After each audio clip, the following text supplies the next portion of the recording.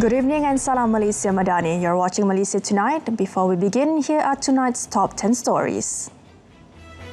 Prime Minister Datuk Seri Anwar Ibrahim emphasised that Malaysia-India relations continue to grow beyond culture, trade and tourism. At a special community event attended by Indian Prime Minister Narendra Modi, the Premier emphasised that both countries are now exploring ways to deepen cooperation in new growth sectors.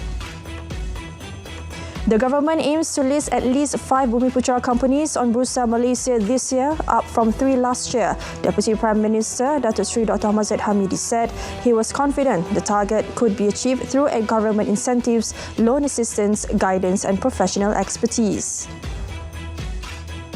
CIMB Bank Berhad and CIMB Islamic Bank Berhad have allocated over 4.2 billion ringgit throughout the Johor Singapore Special Economic Zone to empower customer progress, drive cross-border growth and support small and medium enterprises. CIMB stated in a statement that nearly one-third of this amount has been channeled to support financing for SMEs across the zone.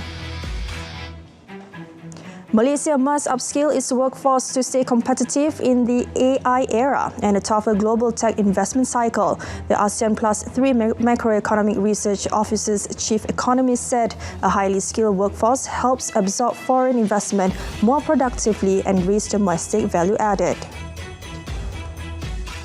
Moving on, the government will not compromise in its efforts to combat corruption and abuse of power. Prime Minister Datuk Seri Anwar Ibrahim said his administration remains committed to upholding integrity and justice, stressing that efforts to address fraud and the looting of public assets are necessary to ensure the country remains on the right path. Elsewhere, the government has agreed to provide a 50% toll discount on 14th and 15th February in conjunction with the Chinese New Year celebrations. Works Minister Datuk Seri Alexander Natalinggi, when announcing the matter, said the initiative applies to Class 1 private vehicles at all toll plazas and Class 2 vehicles at the Pulau Pinang Bridge.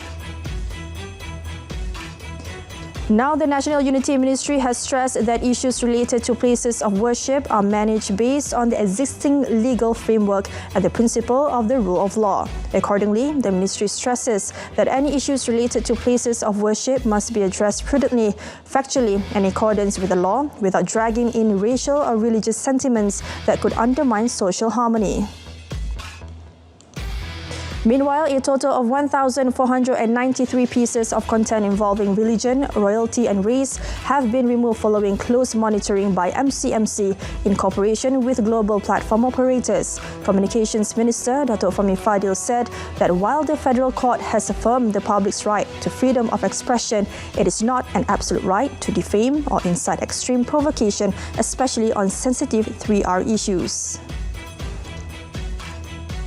The public sector data digitalization policy and the expansion of the Malaysian Government Central Data Exchange platform are strategic steps in strengthening government data governance. According to the Digital Ministry, MyGDX enhances the efficiency of public service delivery and promotes integrated data sharing between government agencies.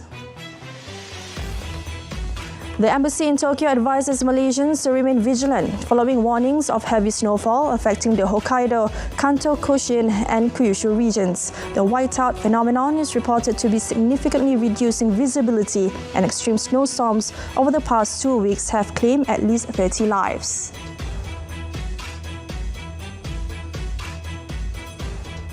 And that's today's top news in a quick snapshot. Up next, the complete Malaysia Tonight Bulletin, delivering the details that matter.